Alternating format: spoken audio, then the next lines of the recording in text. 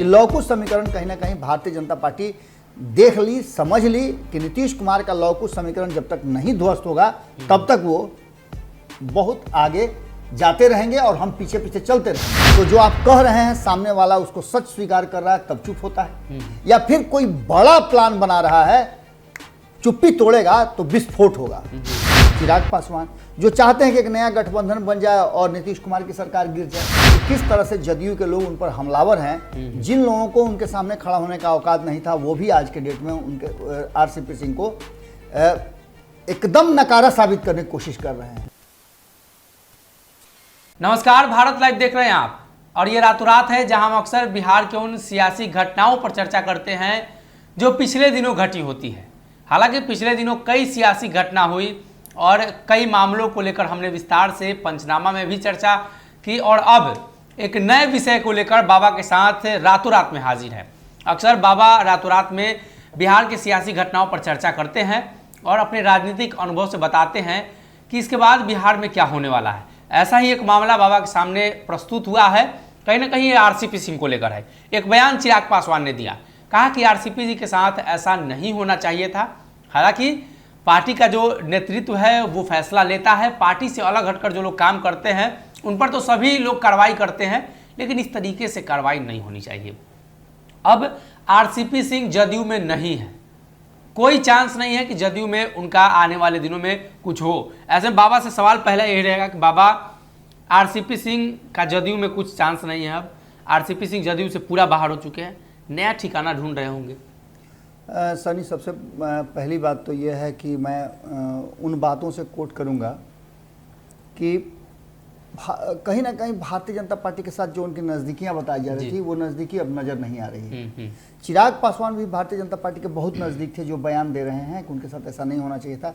क्या चिराग पासवान के साथ ऐसा होना चाहिए था? जी। जो कुछ भी हुआ, भारतीय जनता पार्टी चुपचाप मुखदर्शी बन के देखती है, और भारतीय जनता पार्टी इसलिए देखती है कि सामने वाला कमजोर हो। जी। अब आप समझिए कि रामविलास पासवान का जो एक छत्र राज था, जी, उसको तो उसने कमजोर कर दिया। अब पशुपति कुमार पारस में कितना पावर है कि वो चिराग पासवान के वोट बैंक पर हमला कर सके, या वोट बैंक कहीं ना कहीं वोट बैंक तो डिवाइड होगा ना। मान लीजिए पहले 100 था तो 20 भी तो पारस ले जाएंगे। बिल्कुल बिल्कुल। तो ऐसी स्थिति में भारतीय जनता पार्टी का फायदा होगा, हिंदुत्व वाले वोटर उसके साथ रहेंगे ही रहेंगे। अब आप जदयू की तरफ आइए। 2020 में जदयू को भारतीय जनता पार्टी ने पूरी तरह से कमजोर कर दिया था। सीटों के आंकड़े के हिसाब से भी आप देख लीजिए, या फिर नीतीश कुमार की बेचैनी को देख लीजिए। नहीं तो क्या जरूरत था नीतीश कुमार को कि अपने लिए गड्ढा खोदते। कहीं ना कहीं उपेंद्र कुशवाहा को ला करके उन्होंने लौकुश समीकरण साधने का कोशिश किया, लेकिन ये दांव उन पर उल्टा पड़ता नजर आ रहा है। क्योंकि उपेंद्र कुशवाहा से कहीं ज्यादा आरसीपी सिंह तब प्रभावी हुआ करते थे। अशोक चौधरी की यदि बात मान लें, अरविंद निषाद की अगर बात मान भी लेते हैं, तो यही अरविंद निषाद, यही अशोक चौधरी उनके दरवाजा के सामने लाइन लगा के क्यों खड़ा होते थे? ये मैं नहीं कह रहा हूं, ये उसी पार्टी के नेता कह रहे हैं जो जिन्होंने देखा है अपनी आंखों से कि अशोक चौधरी कभी उनके सामने लाइन लगा के खड़ा था। खैर, हम इस बात के बड़े छोटे की बात नहीं कर रहे हैं, हम बात कर रहे थे आरसीपी सिंह की, उनका नया ठिकाना क्या होगा। शुरुआत हुई कि भारतीय जनता पार्टी में जाएंगे, ये बात तो चिराग पासवान के साथ भी हुई थी कि पार्टी खंडित भले हो गया हो, लेकिन चिराग पासवान को मंत्री बनाएगी भाजपा, क्योंकि पिता के बाद उनको कहीं ना कहीं सहारे की जरूरत है, और सहारा नरेंद्र मोदी और अमित शाह देंगे। लेकिन अमित शाह, नरेंद्र मोदी ने ऐसा नहीं किया। उसके साथ साथ अब आरसीपी सिंह को चिराग पासवान बुला रहे हैं। एक नए गठबंधन की चर्चा हम पिछले कई दिनों से कर रहे हैं कि एक गठबंधन ऐसा बनने की तैयारी चल रही है जिसमें न तो भारतीय जनता पार्टी हो और न ही नीतीश कुमार हो। आखिर ये होगा कैसे? तो देखिए, इसमें दो तीन बातें हैं। पहली तो ये कि जिस तरह से मुकेश सहनी, कल भी हम बता रहे थे कि मुकेश सहनी के पास कोई सीट नहीं है, लेकिन फिर चाहते हैं वो कि ये एनडीए सरकार गिर जाए। दूसरी तरफ खड़े लाइन में हैं अलग अलग नेता, चिराग पासवान, जो चाहते हैं कि एक नया गठबंधन बन जाए और नीतीश कुमार की सरकार गिर जाए, क्योंकि नीतीश कुमार ही वो शख्स है जिनके चलते चिराग पासवान का खंडन हुआ। हालांकि चिराग पासवान के खंडन में नीतीश कुमार से ज्यादा उनके चाचा का रोल था। अब इन सब बातों के अलावे जो वर्तमान बिहार की राजनीति है, वर्तमान जो सिनेरियो में आप देख रहे हैं कि किस तरह से नीतीश कुमार की सत्ता उनके हाथ से छीनी जा सके, इसकी तैयारी हो रही है। नीतीश कुमार भी कम खिलाड़ी नहीं है जी। नीतीश कुमार को पता है कि एक आरसीपी जाएंगे तो ऐसे 10 आरसीपी उनके सामने खड़े नजर आएंगे जी। लेकिन जिसके लिए बदनाम हुए वही कहे चोरवा, जिसके लिए चोरी की वही कहे चोरवा। आप समझिए ना कि अब तक जितनी भी बातें हुई हैं उन बातों को लेकर के कहीं ना कहीं आरसीपी सिंह लगातार इसलिए बदनाम होते रहे हैं, विपक्ष भी उन पर हमला करता रहा है कि ये आरसीपी टैक्स वसूल करके पार्टी चलाते हैं और नीतीश कुमार की झोली भरते हैं।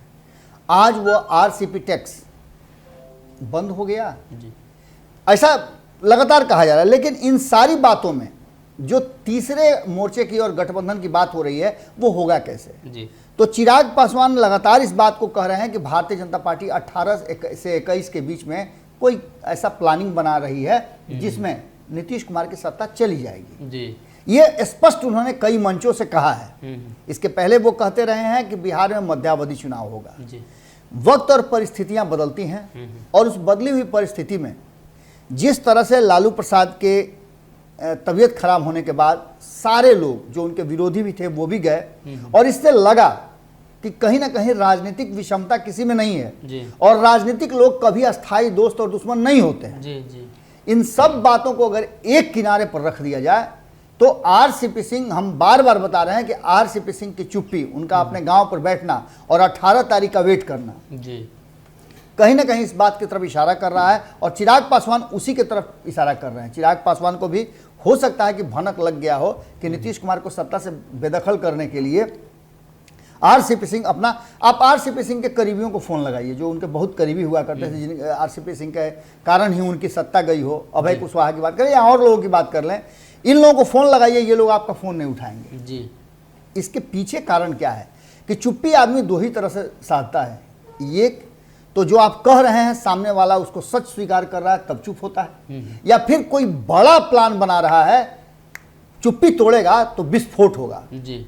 अब इन सारी बातों को कहीं ना कहीं राजनीतिक लोग अपने हिसाब से तौलते रहते हैं, पलड़े पर रख करके देखते हैं कि आखिर इसका मतलब क्या है, इसका वजन कितना है। और इस वजन में आरसीपी सिंह का वजन अभी हल्का नजर आ रहा है लेकिन उनकी चुप्पी बहुत भारी नजर आ रही है। और इसी की बेचैनी में आपने देखा कि किस तरह से जदयू के लोग उन पर हमलावर हैं। जिन लोगों को उनके सामने खड़ा होने का औकात नहीं था वो भी आज के डेट में उनके आरसीपी सिंह को एकदम नकारा साबित करने की कोशिश कर रहे हैं जी। उन्हीं के समर्थकों का कहना है और जदयू के नेताओं का कहना है, ऑफ द रिकॉर्ड कई नेताओं ने कहा है कि अगर आरसीपी में क्षमता नहीं थी तो नीतीश कुमार ने उन्हें मंत्री क्यों बनाया जी। अगर आरसीपी में क्षमता नहीं थी तो उन्हें पार्टी का राष्ट्रीय अध्यक्ष क्यों बनाया जी। अगर आरसीपी में क्षमता नहीं थी तो पार्टी का कमान क्यों दिया अगर आरसीपी में क्षमता नहीं थी तो उन्होंने ललन सिंह को 2019 में लोकसभा का चुनाव कैसे जिता दिया, इससे पहले क्यों नहीं जीत गए थे जी। ये सारी बातें हो रही हैं और इन सारी बातों में कहीं ना कहीं वो टकराव है और इसका सीधा सा मतलब है कि सुरनर मुनि सबकी यह रीति स्वार्थ लागी करहीं सब प्रीति, सब अपने अपने स्वार्थ में लगे हुए हैं। लौकुश समीकरण भारतीय जनता पार्टी कहीं ना कहीं, हम पहले भी बता चुके हैं कि लौकुश समीकरण कहीं ना कहीं भारतीय जनता पार्टी देख ली, समझ ली कि नीतीश कुमार का लौकुश समीकरण जब तक नहीं ध्वस्त होगा तब तक वो बहुत आगे जाते रहेंगे और हम पीछे पीछे चलते रहेंगे। अब आप सीधी तौर पर समझ लीजिए कि उपेंद्र कुशवाहा क्या कर सकते हैं, ये सबको पता है। उपेंद्र कुशवाहा की आधी शक्ति तो उसी समय क्षीण हो गई जब वो आरएलएसपी को छोड़ करके उसका विलय करके जदयू में आ गए। आप उनको आप देख लीजिए ना, उनके कई जो उनके लिए समर्पित लोग थे वो कहाँ नजर आ रहे हैं।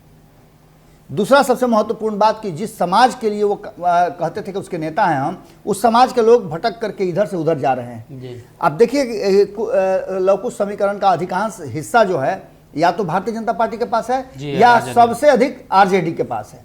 अब ऐसी स्थिति में एक और समीकरण से बड़े नेता को बाहर कर देना जो कि हर तरह से कॉम्पिटेंट था, जिसको लेकर के नीतीश कुमार का अक्स कहा जाता था कि नीतीश कुमार के बाद यही संभालेंगे पार्टी को, यही सब कुछ करेंगे, संगठन से जुड़ा हुआ व्यक्ति हो और उसे आप अचानक से बाहर निकाल देते हैं तो एक बात है कि इतिहास खुद को दोहराता है जी। लौकुश समीकरण को तोड़ने की कोशिश चाहे जिसके द्वारा भी की गई हो या नीतीश कुमार इस पर चुप्पी साधे हुए हों, अगर ये लोग समझ रहे हैं कि जॉर्ज फर्नांडिस और शरद यादव की तरह अगर इन्हें भी पार्टी से बाहर कर दिया जाएगा तो ये संभव नहीं लगता है। अगर पार्टी से बाहर हुए तो बहुत कुछ लेकर के चले जाएंगे। शरद यादव भी डैमेज किए थे, इसमें कोई इनकार नहीं कर सकता है। जॉर्ज फर्नांडिस ने भी डैमेज किया था, इससे कोई इनकार नहीं कर सकता है। लेकिन इन सब पर भारी पड़ेंगे आरसीपी सिंह जी। तो कहीं ना कहीं आरसीपी सिंह को लेकर लगातार चर्चा है। तो ऐसे में भारतीय जनता पार्टी से कहीं ना कहीं जले हुए चिराग पासवान भी हैं और आरसीपी भी हैं। ये सभी लोग नए गठबंधन की तलाश में हैं। हो सकता है 4-5 दल तो ऑलरेडी इसमें शामिल हो चुके हैं। अप्रत्यक्ष रूप से कहीं ना कहीं मुकेश सहनी, चिराग पासवान, कांग्रेस, पप्पू यादव, ये सभी दल तेजस्वी और भाजपा जदयू से अलग एक नए गठबंधन की फिराक में है। और वहीं अगर आरसीपी सिंह अपने नए दल के साथ या आरसीपी सिंह किसी दल में शामिल होकर इन गठबंधनों में जाते हैं तो आरसीपी का नया ठिकाना वही होगा। फिलहाल के लिए इस रातों रात। अगर ये वीडियो पसंद आई और वह बिहार के राजनीति और बिहारियत से सरोकार रखेनी तो सब्सक्राइब बटन दबा के चैनल के सब्सक्राइब कर ली। ओजे एगो घंटी बा, ओकरा बटन दबा देला से कुल सटीक और मारक खबर रुआ मुफ्त में मिल जाई। अगर रुआ पत्रकारिता के हमनी के नया प्रयोग में सहयोग कर चाहतानी तो ज्वाइन बटन दबा दी। पेटीएम नंबर नोट कर ली 9386816700। धन्यवाद।